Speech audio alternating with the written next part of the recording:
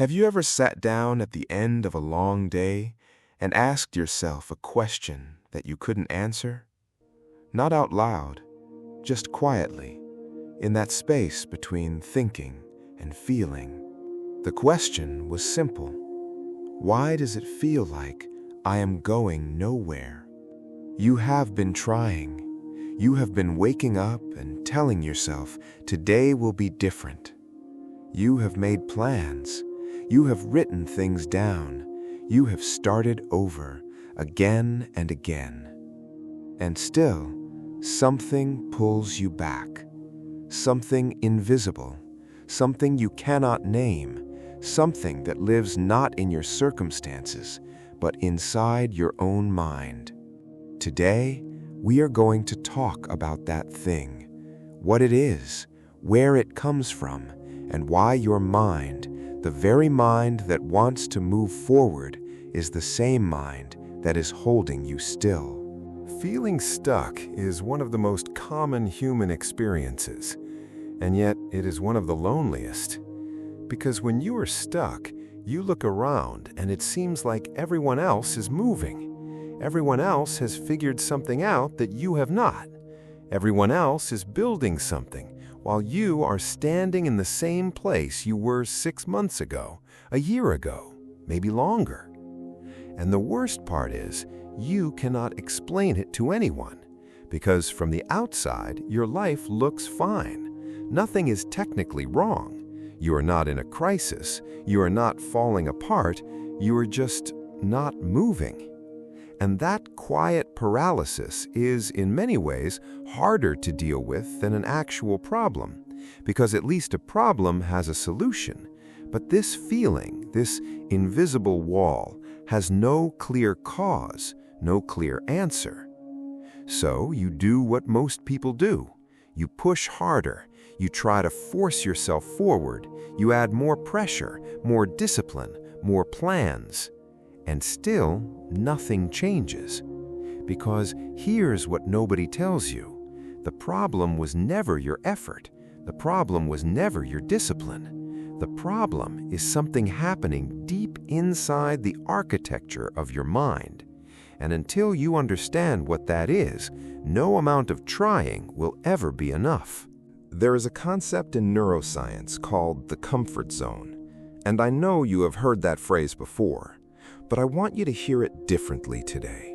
Your brain, the most powerful organ in your body, has one primary job: not to make you happy, not to make you successful, not to help you grow. Its primary job is to keep you alive.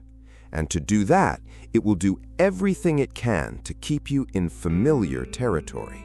Because to your brain, familiar means safe. Even if familiar is painful, even if familiar is unfulfilling, even if familiar is the very thing destroying you slowly from the inside, it is known, and known means survivable. So every time you try to change, every time you try to step into something new, your brain sends out a quiet alarm, not loud enough for you to hear clearly, but strong enough to make you hesitate, to make you doubt, to make you find a reason to wait until tomorrow. Psychologists call this negativity bias. The brain gives far more weight to potential threats than to potential rewards. So when you think about changing your life, your mind does not see the version of you on the other side. It sees everything that could go wrong on the way there. And so it stops you. Not because you're weak, but because your mind is doing exactly what it was designed to do. But there is something even deeper than neuroscience at work here. Something more personal, more hidden. For most people who feel stuck, the real reason is not laziness. It is not lack of motivation. It is not even fear of failure. The real reason is something psychologists call identity conflict. You see, every human being has a story about who they are, a deep unconscious belief about what they're capable of, about what they deserve, about what is possible for someone like them. And most of the time, that story was written a long time ago, by a parent, a teacher, a moment of failure that you carried quietly for years, a version of yourself that someone else decided for you before you were old enough to disagree. And here's what makes it so powerful. You do not walk around thinking about this story. You don't even know it's there most of the time, but it's running in the background every single day, quietly deciding what you reach for, what you settle for, what you believe you are allowed to have.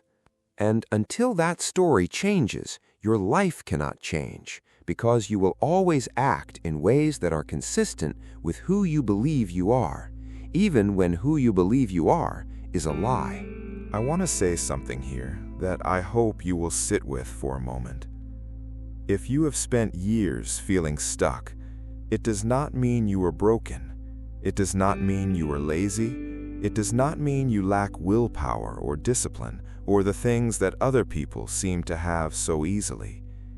It means that at some point in your life, you learned that staying still was safer than moving forward, that wanting things and not getting them hurt more than not wanting them at all, that hope was something that could be used against you, and so your mind learned to protect you by keeping you exactly where you were. That is not weakness, that is survival. That is a mind that was doing its best with what it had been given. The only problem is, you do not need to survive anymore. You need to live. And those are two very different things. So what do you actually do? When you understand all of this, when you can see the trap clearly, how do you step out of it? The first thing I want you to understand is this. You do not get unstuck by trying harder. You get unstuck by thinking differently. The brain changes through repetition, through new experiences, through small, consistent actions that slowly begin to rewrite the story you've been telling yourself. Not through one giant leap, not through a moment of sudden motivation, but through the quiet accumulation of small proofs that you are someone different than who you used to be. Start with something so small that your brain cannot say no to it, something so simple that it barely feels like change. Because here is the secret. The brain does not fear big changes because they're hard. It fears them because they're unfamiliar. But if you make the unfamiliar familiar in the smallest possible steps, the resistance slowly begins to dissolve. And alongside that, you need to become curious about your own story. Ask yourself, not why am I failing, but what do I believe about myself that makes staying here feel safer than moving forward? That question, if you sit with it long enough, will show you everything. It will show you the exact door that your mind has been quietly locking every single day. You are not stuck because life is against you. You are not stuck because you are not enough. You are not stuck because this is just the way things are for someone like you. You are stuck because a part of your mind, a part that was only ever trying to protect you, decided a long time ago that moving felt dangerous. And now that you know that, you have something you did not have before. You have understanding. And understanding is the first real step toward freedom. You do not have to figure it all out today. You do not have to have a plan. You do not have to be ready. You just have to stop believing that the wall in front of you is real.